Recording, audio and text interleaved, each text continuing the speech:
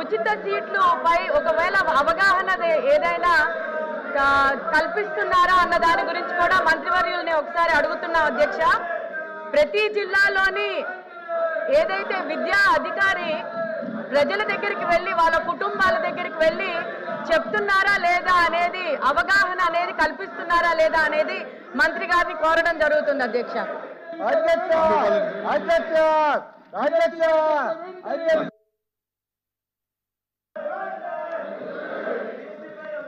Sir, ఇప్పుడే గౌరవ సభ్యురాలు గ్రీష్మ గారు ఎన్ని పాఠశాలలో ఈరోజు ఈ 12(1)C అమలు చేస్తున్నారని కోరారు అధ్యక్ష. ఆ వివరాలు రెడీగా నా దగ్గర లేదు. నేను గౌరవ సభ్యురాలకి ఆ వివరాలు పంపిస్తానని హామీ ఇస్తున్నా అధ్యక్ష.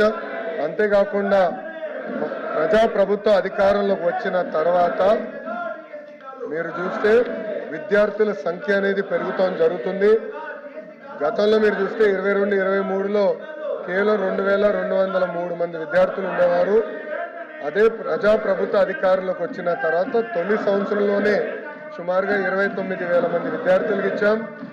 ఈ సంవత్సరంలో కూడా 28,742 మంది విద్యార్థులకి ఈ 12(1)C కింద వాళ్ళ విద్యార్థులకి అవకాశాలు కల్పిస్తాం జరిగింది.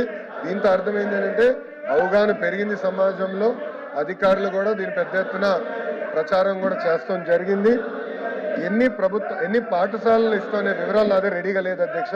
ఆ ప్రశ్న అడగలేదు కనుక నేను ఆ సమాధానం చెప్పలేకపోతున్నాను. వివరాలు కనుక్కొని గౌరవ సభ్యురాలకి తెలియజేస్తాను అధ్యక్ష. కూర్చోండి.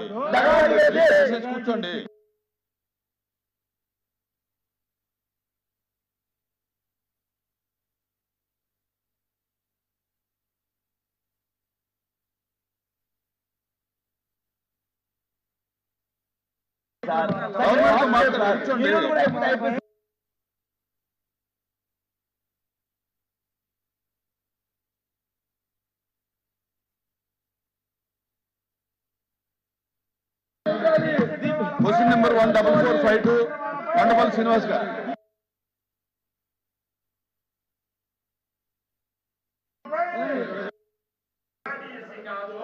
మొదటి ప్రశ్నకు సమాధానం అవునండి. రెండో ప్రశ్న సమాధానం 2024 జూన్ నుండి ఇప్పటి వరకు ఆంధ్రప్రదేశ్లోని గ్రామీణ మహిళలకు 1,28,576.69 కోట్ల మొత్తాన్ని లబ్ధి పొందమైనది.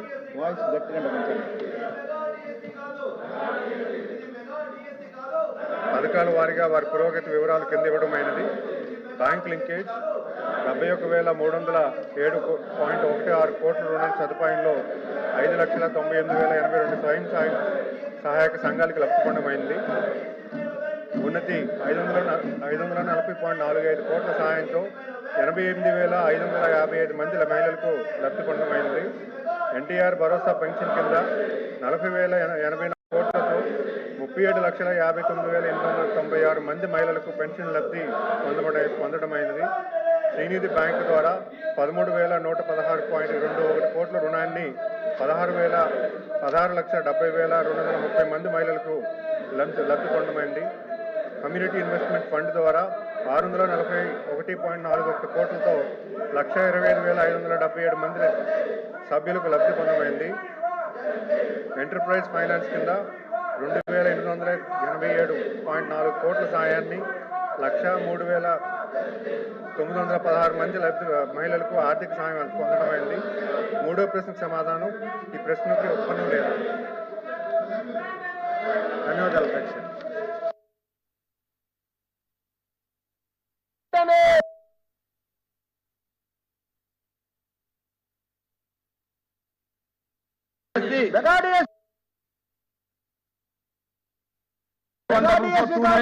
నిమ్మల రామారెడ్డి గారు.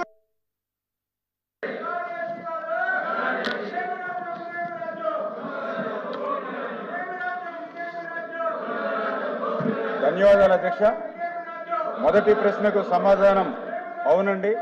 గౌరవ జాతీయ హరిత ట్రిబ్యునల్ NGT వారి ఆదేశాల మేరకు మరియు పర్యావరణ అనుమతి EC పెండింగ్లో ఉన్నందున రాయలసీమ ఎత్తిపోతల పథకం పనులు 7/7/2021 నుండి నిలిపివేయబడ్డాయి.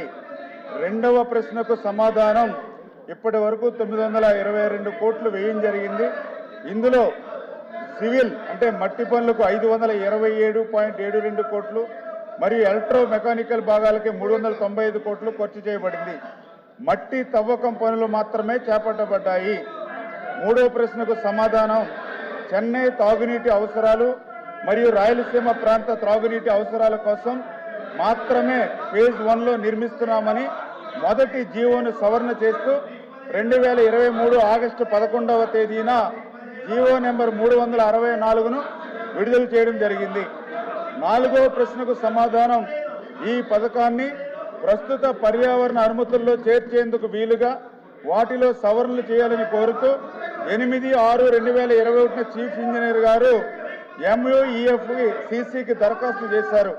అవసరమైనటువంటి సమాచారాన్ని సమర్పించినటువంటి కారణంగా ఈ ప్రతిపాదనను సెప్టెంబర్ 2022లో తిరిగి 2024లో పోర్టల్ నుంచి తొలగించారు.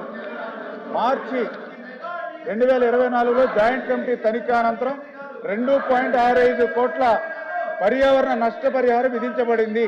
2020-2024 సమయంలో పర్యావరణ అనుమతి ఈసీ పొందకపోవడంతో ఎన్జీటీ విధించిన నిషేధాన్ని ఎత్తివేయడం సాధ్యం కాలేదు.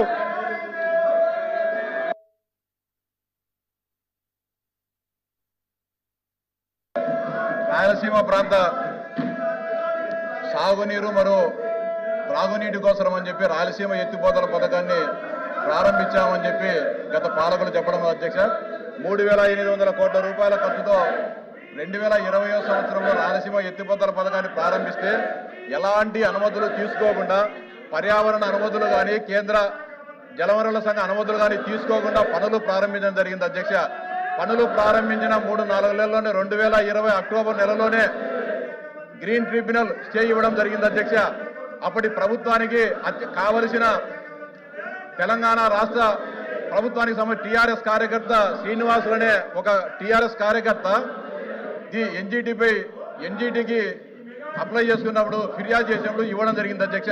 కానీ అప్పటి ప్రభుత్వం రాయలసీమ ప్రాంతమైన ఏమాత్రం కూడా ప్రేమ లేకోకుండా నిజంగా రాయలసీమ ప్రాంతమైన నిజమైన ప్రేమ ఉండింటే ఎన్జీటీలో ఆ స్టే ఎత్తివేసేదానికి కనీసం ఆ ప్రభుత్వం దిగిపోయేటంత వరకు కూడా కనీసం ఒక పేపర్ కూడా పంపలేదు అధ్యక్ష.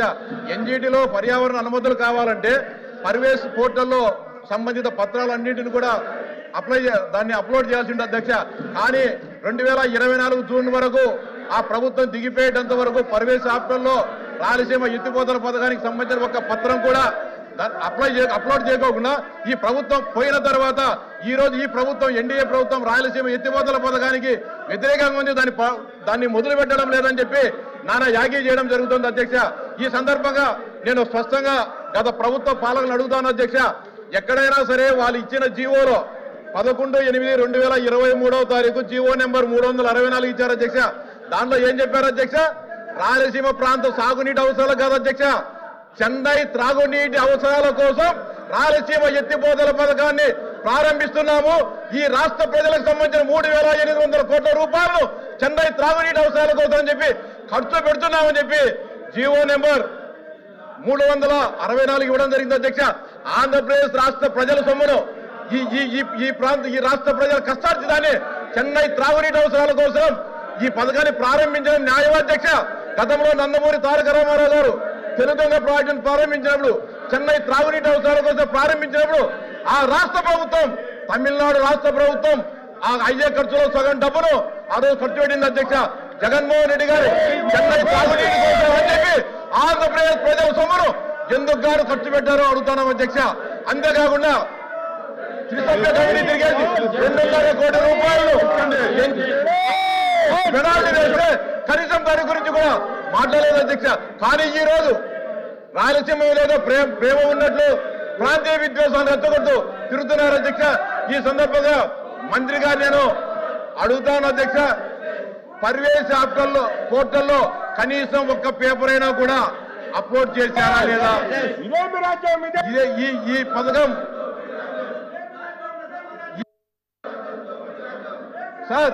సార్ మాట్లాడండి సార్, మాట్లాడండి. నేను